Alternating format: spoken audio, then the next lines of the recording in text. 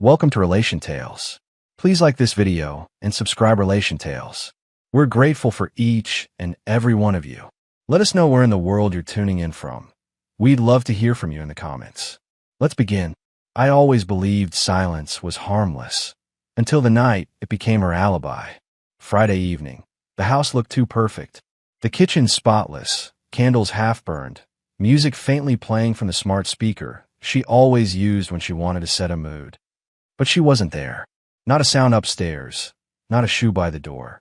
Just the scent of her perfume, vanilla and betrayal, hanging in the air like a ghost. I stood there, still wearing my work jacket, staring at the glass of red wine she'd poured and left untouched on the counter. Alyssa never wasted wine. We'd been married 6 years. High school sweethearts who thought love could survive anything. We built a life from scratch. She ran a small interior design firm. I worked in IT for a construction company. Our evenings used to be laughter, shared meals, late-night shows in bed. Then, slowly, the laughter disappeared, replaced by excuses, deadlines, client calls, girls' nights. I used to buy those excuses because I wanted to believe her heart still belonged here. That night, though, I couldn't shake the feeling something was off. I checked her car spot in the driveway. Empty. Checked my phone. No missed calls. No messages. Just silence. I went about my routine anyway. Cooked some pasta, fed our dog Milo, scrolled through mindless emails. Tried to ignore the unease crawling under my skin. But when the clock hit 10:07, my phone finally buzzed. It wasn't a call, just a short message. Casual. Distant. The kind of text that felt like a wall. She said she needed time, that she was somewhere safe. I almost believed it, until my phone lit up again. This time with a call from her mother. "Connor, honey," Margaret said in her soft, motherly tone, "I just saw the picture of that lasagna you posted. You're eating alone tonight." "Yeah," I said quietly. "Alyssa's staying with you, isn't she?" A pause. Then confusion. "With me?" "No, sweetheart. I haven't seen her in days." My throat went dry. "She said she was at your house." Margaret's voice softened with worry. "Oh, Connor, I think you should talk to her." I ended the call and just stood there in the kitchen. The faint hum of the refrigerator was the only sound in the room. That was when the first crack appeared in the illusion I'd been living in. I walked into the living room and stared at our wedding photo, her in that soft white dress, smiling like she meant every word she'd said that day. I wanted to believe that version of her still existed somewhere. But deep down, I already knew she didn't. I sat down, phone in hand, and waited. Waited for her next lie to arrive dressed as honesty. And when it did, when her message popped up an hour later, wrapped in false tenderness, I didn't respond. Not right away, because while she thought I was sitting there, broken and trusting, I was already logging into the system I'd built to protect our home.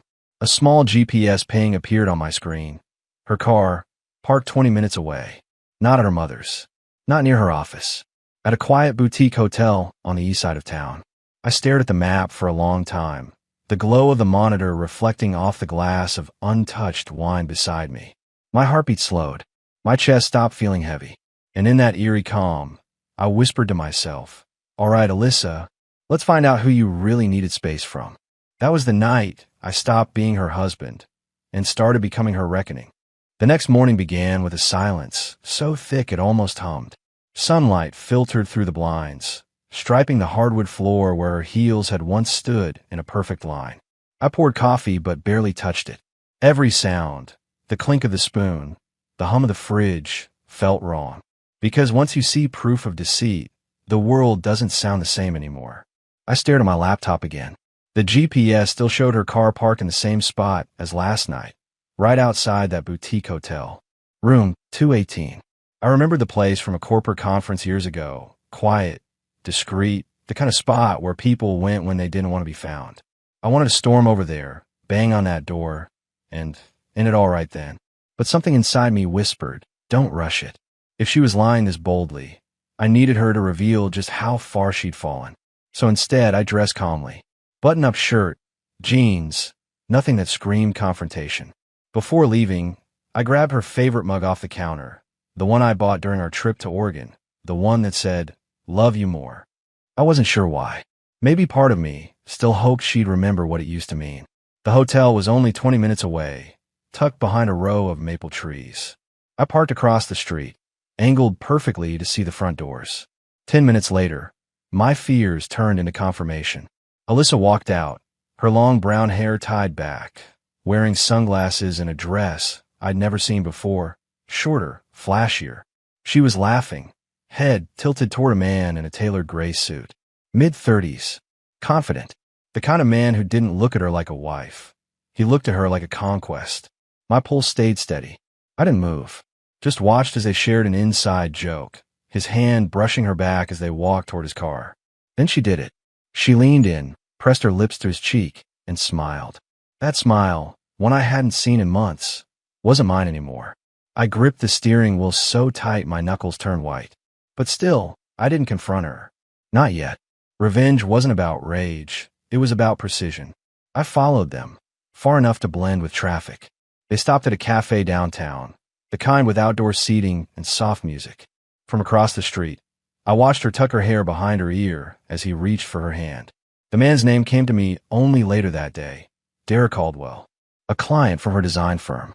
I found him easily online, divorced, well off, and recently moved to our city.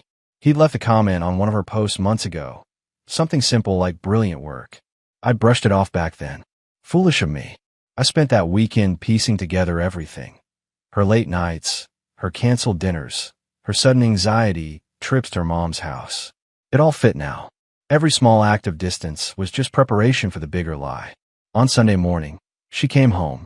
She entered like nothing had happened. Hair tied up, tote bag slung over her shoulder, humming to herself. She kissed Milo on the head, opened the fridge, and smiled when she saw me. "Morning," she said, pouring herself coffee. "You're up early." "Couldn't sleep," I said evenly. She nodded, sipping her drink. "Mom's doing better," she added casually, looking everywhere but at me. "She's been lonely, so I stayed a few nights." The lie came out so smooth it almost impressed me. "Almost. That's good," I said. "We should invite her over soon. I miss seeing her." She smiled faintly. "Yeah, we should." I watched her phone light up on the counter. Derek C. flashed for half a second before the screen went dark. She froze, realizing I'd seen it. It's just work stuff," she stammered. I nodded again, silent. Inside, something cold and sharp began to form. An idea. That week, I started playing my own game. Every morning, I left for early meetings that didn't exist. Every evening, I came home late, quiet, polite, predictable. Alyssa grew comfortable again, thinking her secret was safe. Meanwhile, I prepared. I copied her work emails, bank transactions, and call records. I met with a lawyer, an old college friend named Jack, who owed me a favor. I even arranged for a private investigator to capture what I couldn't. By Thursday, I had everything. Photos, timestamps, receipts. Proof of betrayal so airtight, it could suffocate her. But I wasn't planning to shout or beg or cry. I wanted silence to do the work this time. The same silence she'd weaponized against me. That evening, while she was out running errands, I called her mother. I invited her over for dinner on Saturday. I wanted Alyssa cornered by her own lies, with the one person she'd used as her cover sitting right across the table. When Saturday came, the table was set, candles lit. Her mother smiled, complimenting the meal. Alyssa walked in, startled. "Mom? What are you doing here?" Margaret smiled gently. "Your husband invited me, said we should spend more time together." Alyssa looked at me, panic flickering behind her calm mask. I smiled back steady. Dinner began with small talk, awkward laughter. I played along perfectly, asking about family, vacations, her work projects. Then, halfway through dessert, my phone buzzed. I picked it up, pretending it was a random notification, and turned the screen toward Alyssa. A live video feed glowed. A hotel hallway, timestamped 10 minutes earlier. Derek walking toward room 218. Alone, waiting. Alyssa's face drained of color. "Strange," I said softly. "I thought your mom's house was a little closer." Margaret blinked in confusion. "Honey, what is he talking about?" Alyssa's hands trembled. "Mom, I stood slowly, voice calm but sharp enough to cut glass. "I just wanted you to know, Alyssa, that space you needed. You're about to have all the space in the world." She looked like the ground had been pulled from beneath her. That night wasn't about anger anymore. It was about reclaiming dignity she'd buried under her lies. And as I walked out, leaving her speechless at the table, I finally felt something I hadn't in months: peace. The night after the dinner felt different, like the calm after a storm that had taken everything in its path. Alyssa barely spoke a word. She stayed sitting at the table long after her mother left, staring into her untouched glass of water, her breathing uneven. I watched her from the doorway, not with anger, but with a strange stillness I couldn't explain. She looked like someone who'd just watched her carefully constructed life crumble in slow motion. When she finally stood, her voice cracked. "Connor, please. Let's talk." I folded my arms. "Talk about what? The business trips? The late nights? Or the space you said you needed?" She flinched to the word space. "It wasn't like that. I made mistakes, okay? I wasn't happy. I stepped closer. And instead of fixing it, you found someone else to fill the silence." She covered her face with her hands, shoulders shaking. "It wasn't supposed to happen. I didn't plan it. I thought I could control it. End it before you ever knew." "Congratulations," I said quietly. "You managed to destroy it instead." Her sobs filled the kitchen, echoing off the walls where laughter used to live. For a split second, pity tried to crawl into my chest, but I pushed it down.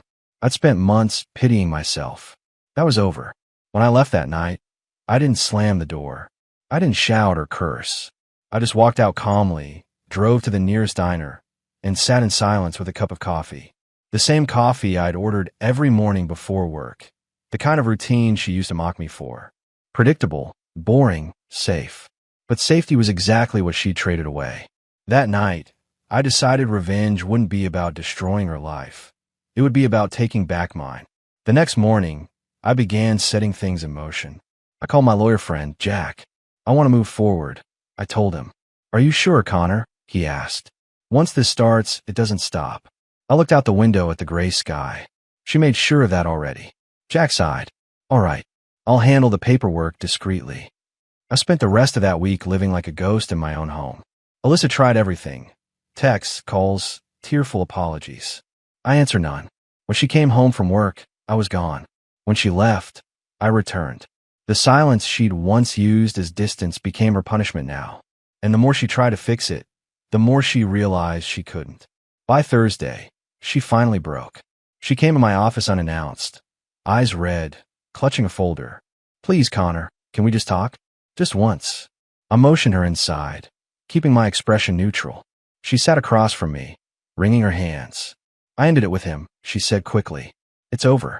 It meant nothing. I swear to you, Connor, I'll do anything to make this right." I tilted my head. "Anything?" She nodded, desperate. "Yes. I'll quit my job. I'll go to counseling. I'll..."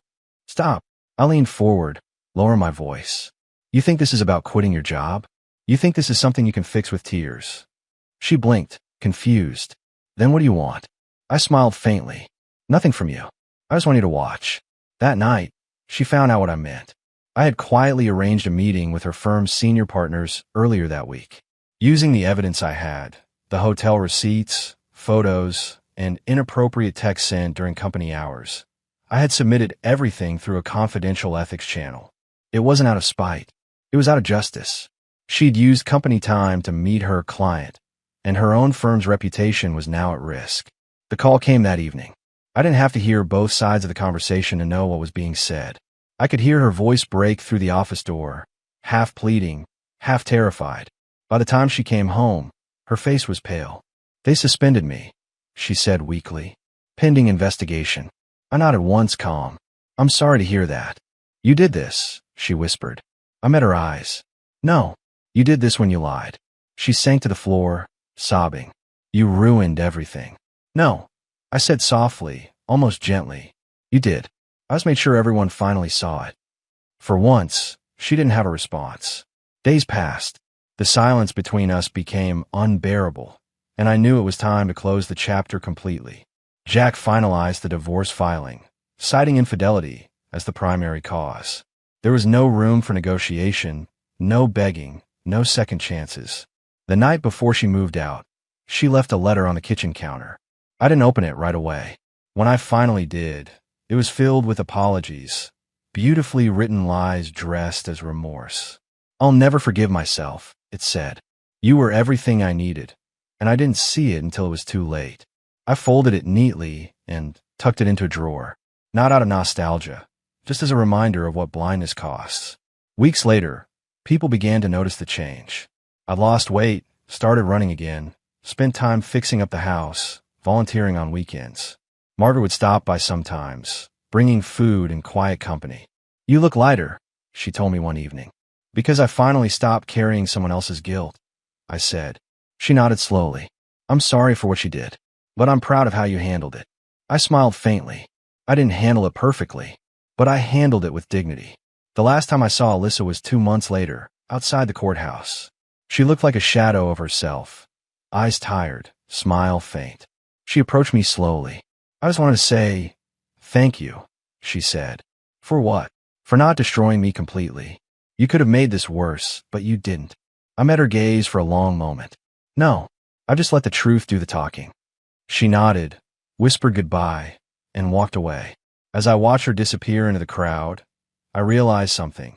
Revenge wasn't the fire I thought it would be. It wasn't loud or violent. It was quiet, methodical, and deeply satisfying. Because in the end, I didn't just expose her lies.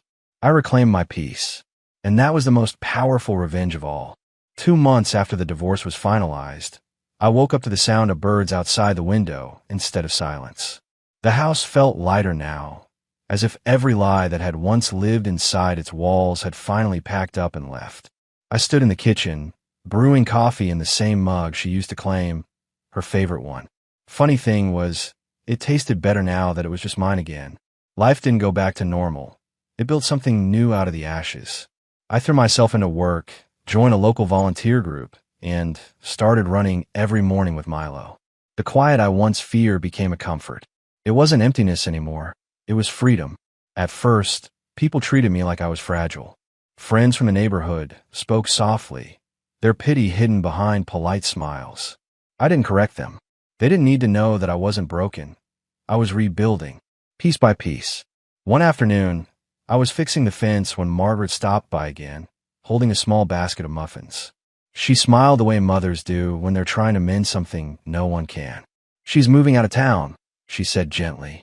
I wiped the sweat off my forehead. Alyssa. She nodded. Got a job offer in Portland. Starting fresh, she said. Good for her, I said quietly. I hope she finds what she's looking for. Margaret studied me for a moment. You don't hate her, do you? I set the hammer down. No. Hate takes up too much space. I just don't feel anything anymore. She reached out and patted my arm. Then you're healing, son. That's all any of us can hope for. When she left, I sat on the porch for a long while, watching the sunlight slip through the trees. There was a peace in that moment, a kind that no apology or revenge could ever buy. Weeks passed, and I noticed something strange. The more I forgave the past, the clearer my future became. I started reading again, taking weekend road trips, rediscovering all the little pieces of life I'd ignored when everything revolved around her. One Saturday morning, at a local farmer's market, a young woman accidentally bumped into me while carrying a tray of flowers. She laughed awkwardly, cheeks flushed. I'm so sorry, I didn't see you there. No harm done, I said, steadying the tray before it tipped. She smiled, brushing a strand of hair from her face. Guess I should pay more attention where I'm going. There was something refreshingly real about her. No performance, no masks. We chatted for a bit. Nothing serious, just small talk about coffee and morning routines. When she walked away, I realized it was the first genuine conversation I'd had with someone in months. And for once, it didn't hurt to feel something again. Later that night, I sat outside with Milo curled up beside me, staring at the stars that blinked through the clear sky. I thought about everything.